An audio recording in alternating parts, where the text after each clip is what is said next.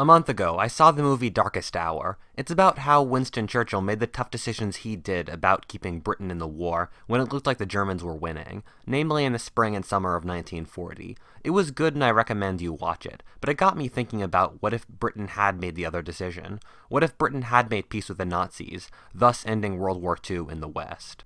It was late spring of 1940. The Germans had just conquered France and were on the footsteps of Britain itself. They almost wiped out the British army at Dunkirk, which was only miraculously evacuated from the beachheads. In the next few months, the Germans would launch a crippling airstrike on Britain and try to starve it out with a submarine campaign. In our timeline, Churchill led Britain against the full might of Nazi Germany for more than a year, surviving until other nations, namely the Russians and Americans, could come to Britain's aid. This didn't have to happen. Peace hawks were endemic in the British government. Lord Halifax, who declined the position of Prime Minister, wanted a peace with Germany, and many in Britain lost the will to fight. They thought a defeat of Nazi Germany impossible, and so why shouldn't Britain just cut its losses now?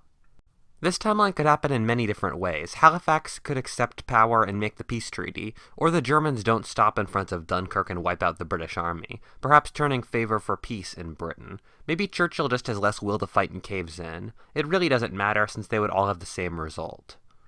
The treaty would likely look something like this, with recognition of Vichy France, Germany's French puppet state, and its control of its colonies. The British would also likely return the colonies they took from Germany during World War I, namely Tanzania and Namibia. Hitler really didn't care about Africa, since he thought the temperature was unhealthy for the Aryan master race, but also thought it was important for Germany's national glory to regain the colonies. Besides this, the treaty wouldn't be too evil. Hitler wanted Britain, as a fellow Aryan nation, to be an ally of Germany, since, in his view, only if the Aryan peoples stood together could they defeat the forces of communism, Judeo-Marxism, blacks, and the laundry list of other peoples Hitler hated. He wouldn't want to embitter Britain, and so would not have made them crippled.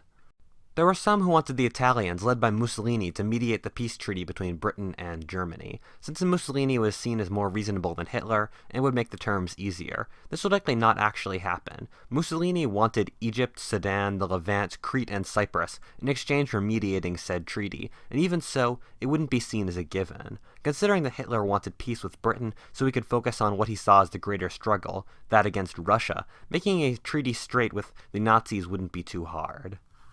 Even with the Germans pulling out of the war with Britain, the Italians would keep fighting. Mussolini suffered from the disease of believing his armies were good, while in reality they were terrible, and so he would likely think that he could knit Britain's colonies like Egypt, Sudan, and the Levant. However, in reality, the Italian army was so terrible that they would quickly be defeated. In our timeline, the only thing that kept the Italians going in North Africa were the puny German Africa Corps. Without that, they would be trounced. The Italians would sign a peace treaty with Britain, which would not be too humiliating, with the Germans amusedly keeping the Italians from failing too badly. The Germans would still invade Russia in this timeline, which was arguably the whole point of the European front in World War II, and Hitler's whole goal. Without Crete and Greece, in which the British forced the Germans to invade the Balkans, the plan would likely take place a week or so earlier. However, the mud was especially bad in Russia that spring, thus negating most of the advantage. Initially, the invasion would go much the same, with the Germans being initially successful.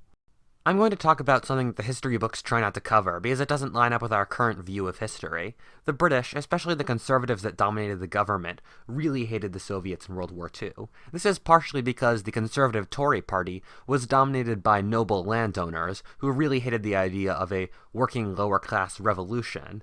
But this meant that there was huge clamoring in our timeline for a declaration of war on the Soviets when the Russians invaded Finland, even though Britain was currently at war with the Third Reich, and there was no conceivable way to even reach Finland.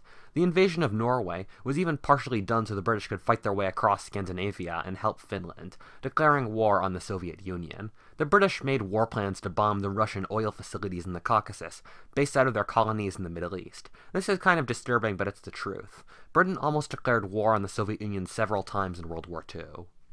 This would mean that if it looked like the Nazis were winning in Russia, as it did for much of 42 and 41, the British might have helped the Nazis out and declared war on the Soviet Union, since it would look like a Nazi victory was already going to happen. So why not? Also, remember at this time, no one knew how evil the Nazis really were. The Holocaust had barely started, and the Nazis kept an airtight seal on what was going on behind their walls. Many Brits might have honestly been more sympathetic to the Nazis than the Soviets, one being a fellow Germanic Protestant people like them, fighting to bring civilization to godless communist Slavs. The British likely used their navy to land on the northern coast of Russia, along the ports of Archangel and Murmansk. Let's say this is June of 1942, at the same time as the major German offensive that was supposed to break the back of Russia. This would be accompanied by attacks from British-occupied Iran and Iraq across Soviet-occupied North Iran into the Caucasus. These would include bombing of the oil facilities that gave Russia oil from the Caucasus. The Russians, busy trying to protect their actually important provinces in the west, would let these attacks pass, thus giving the British the relatively useless regions like Archangel and Murmansk. The British would likely be able to seize northern Iran, but become bogged down in the Soviet-occupied mountains of Azerbaijan. I see no evidence that the British military had the tactical and strategic skill to fight a mountain war against the Russians. Someone should make a meme about this. It's just begging to happen.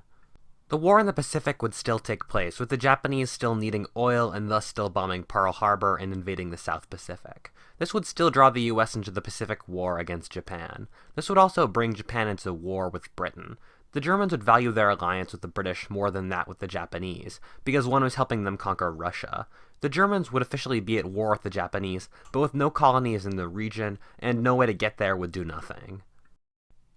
With Hitler not being a Japanese ally, he never would have declared war on America. Also, with Britain being a Nazi ally, the US wouldn't have had any stake in Europe. This would mean that the US never would have gotten involved in the European war. Without US aid, without the Allied bombing campaign that weakened German industry, and having to fight a war against the British, would mean that the Russians would lose World War II.